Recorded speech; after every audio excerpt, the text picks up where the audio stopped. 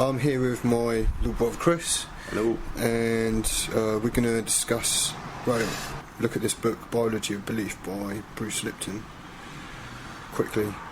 So, over to you, Chris. Okay, what do you mean, over to me? Where do I start? You're just reading the underlying stuff, aren't you? Is that it? Okay, hang on. We are made in the image of God, and we need to put spirit back into the equation. We want to improve our physical and our mental health. Because we are not powerless, biochemical machines popping a pill every time we are mentally or physically out of tune is not the answer.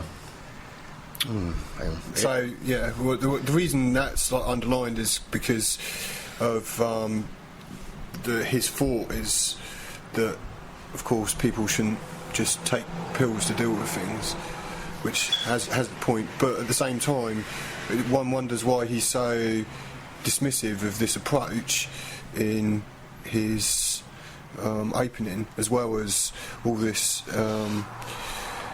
image of God stuff, which is religious.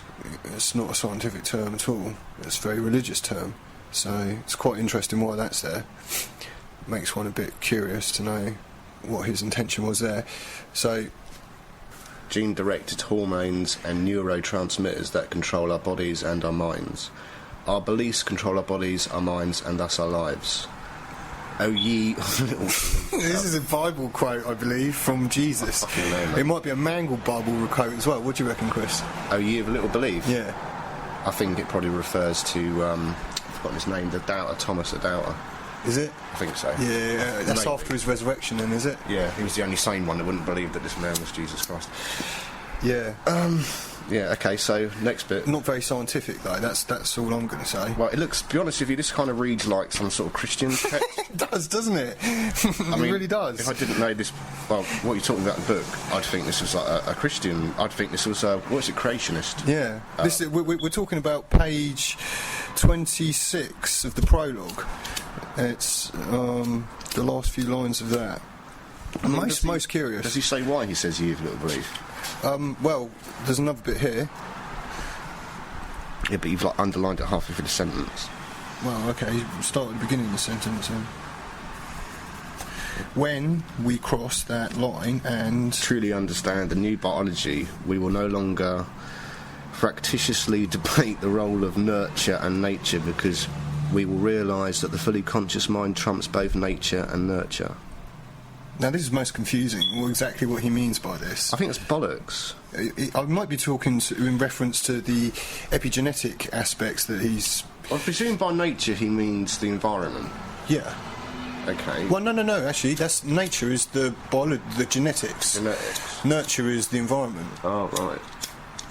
Nature's the tooth and claw, evil nature that's gonna totally kill every weak thing to survive, yeah? Mm-hmm. Yeah, that kind of nature. Nurtures the environment, definitely, what happens to the environment. So what's he saying? He's saying that when we're fully conscious we can trump both. That's just nonsense. It does seem a bit kind of open-ended statement as well, really. If he takes it by nature, you mean biology? Yeah, I think the reason why I underline that is like there's a lot of these kinds of statements in here. It's got nothing to back them up with, which I'm kind of a bit disappointed about. Really, about nurture. Yeah, because you can reprogram the way that you think. Yeah, you can do that. Yeah, it takes a long time and it takes a lot of hard work, but you can do it. Yeah. But I don't see about this nature. I mean, you know, if you've got cancer, you've got cancer. Right. Yeah. Still, you see, that's the odd thing. If you've lost a limb, you've lost a limb. You can't. You know, some people. This is what they say. Like some people can, if they believe that they're going to be cured, they get cured of cancer, don't they? Yeah, I know, but but it doesn't mean they are cured of cancer because they believe. No, quite so. But their symptoms go away, and even their cancer may well go away. But whatever's causing the cancer doesn't go away. So yeah, but why does that happen? I mean, I don't believe it's just because of belief. There must be another reason. I mean, maybe there is. Yeah. Maybe there is. This doctor doesn't seem to have really explored that at all. It's just why I'm kind of querying all this stuff. This seems like very like work half finished, you know. Where's the rest of it, sort of thing? That these sort of They do occur, yeah. Yeah, because you have stories of miracles and stuff. Yeah, I mean, he mentions quite a few of these later in the book. Does he? Yeah, which we'll get to. Can we, skip forward then? No, of course not. Because why not? There's another important bit here. What, here? Yeah, this in brackets. It is just a matter of temporarily suspending the archaic beliefs you have acquired from scientific and media establishments so that you can consider the exciting new awareness offered by leading edge science. But he has a point. He has a point. Does he? He does, yeah. Sounds like lunatic ravings to me. It's not, because I think what he's talking about is you don't take on board the messages you've had, like from nurture, basically. I mean, like, you look at someone who's grown up in a really abusive environment. Okay. They would have always grown up with the message that they're like a piece of shit and that they should be abused and so on and so forth. So, to me, that means like throwing off that. But I don't know, where does he take it from there? This is bollocks. Why are you fucking even doing this? This is shit. Because it has some curious... I'm interested in parapsychology and all these strange... I know, but this is just based in crap. Okay, so... Buy a book on a medium or something who says they talk to the fucking spirits. Well, he's got some scientific studies in here, though. Really? Yeah. About... Okay. Right, so here... About microbiology. I Yeah. taught my students that the biochemical mechanisms employed by cellular organelles, that is. Okay, by cellular organelle systems are essentially the same mechanisms employed by human organ systems. Even though humans are made up of trillions of cells, I stressed that there is not one new function in our bodies that is not already expressed in the single cell. Virtually every eukaryote nucleus containing cell possesses the functional equivalent of our nervous system, digestive system, respiratory system, excretory system, endocrine system. Why am I bothering to read this when you... Endocrine system, muscle and skeletal system, circulatory... Fucking waste my time. Oh man, this is going to sound really bizarre on the internet, man. Why do you fucking edit it? What's this one? Fucking illiterate fuck tries to read it. Integument skin, that is. Integument? Yeah, the titania system. Okay. Reproductive system, and even the primitive immune system. So what's he on about there? Do I care? Why should I care? He's trying to say that cells are a very small version of you, and you're just a big version of yourself. That's what he's trying to say. But again, I don't think he adequately backs it up with enough evidence. He does show. Yeah, but surely human beings are more complex than a cell. It does show that there certainly is an inherent epigenetic effect with the cell's reaction to the environment, and there's it's intelligence in the cell membrane. There's no doubt about that whatsoever, which I think is excellent work. It's really interesting. You don't really get very good video like that, by the way. It's not recording. Isn't it? No. What do you put video on for, really? I just... No, it can't, that's how you take picture. The picture's on the internet at the moment, isn't it? I'll put it up. I mean, the picture will be on the internet. With us two talking shit. Well, we're just...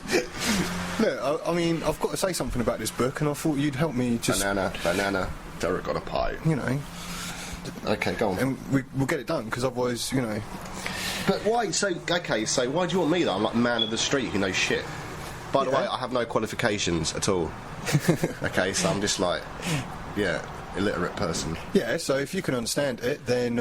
I don't understand it. I think he's talking shit. Yeah. Okay. Well, let's show that then. What illiterate person thinks someone intelligent's talking shit? Okay, go on. This line here, the evolutionary push for ever bigger communities. The evolutionary push for even bigger communities is simply a reflection of the biological imperative to survive. The more awareness an organism has of its environment, the better its chances for survival. When cells band together, they increase their awareness exponentially. If each cell were to be arbitrarily assigned an awareness value of X, then each colonial organism would collectively have a potential awareness value of X times the number of cells in the colony. Yeah, well, this seems very like... I've also, for survival as well, I think he means adaptation as well to the environment.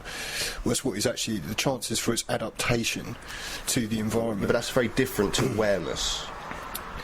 Well, awareness comes into that as well, because the awareness of the cell to read the environment. You see, that's what he's talking about. But this again is awareness. I think he's making a mistake to think that every cell is the way of calculating the awareness factor is like linear, or could it be add up differently? Oh, fuck no. Exactly. He doesn't show that that definitely is the way it does, and I'm not sure that it does.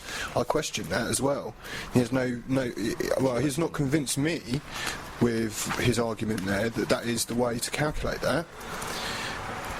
And so this next bit, in a struggle for existence, so he goes on about the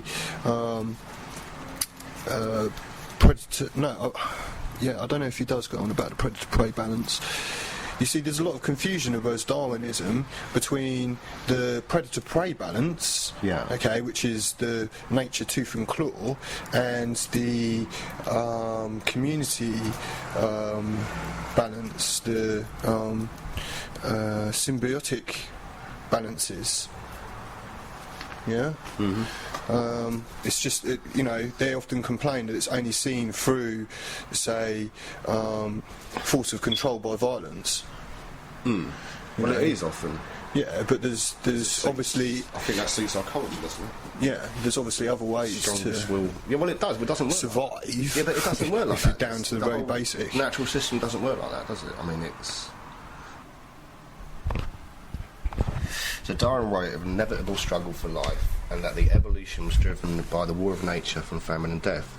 Couple that with Darwin's notion that evolution is random, you have a world as poetically described by Tennyson that can be characterised as red in tooth and claw, a series of meaningless bloody battles. Well, that's bollocks. Because for starters, I mean, Darwin spent most of his time fucking studying limpets or some shit. Oh, earthworms, definitely. Was it earthworms? Definitely earthworms. I know he might have studied limpets as well, yeah. I mean, surely... He was a very dedicated naturalist.